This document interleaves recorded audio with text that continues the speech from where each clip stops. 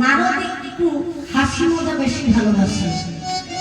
তো যখন নাকি বরযাত্রী এসেছে, বরকে বরণ করবে বলে মেনকা বরণের থালা নিয়ে আসছে, তার মধ্যে একটি প্রদীপ ছিল। প্রদীপ থাকে না বরণ করতে গেলে, তা সেই প্রদীপ ছিলেন যখন, সেই প্রদীপটার মধ্যে ঈশ্বর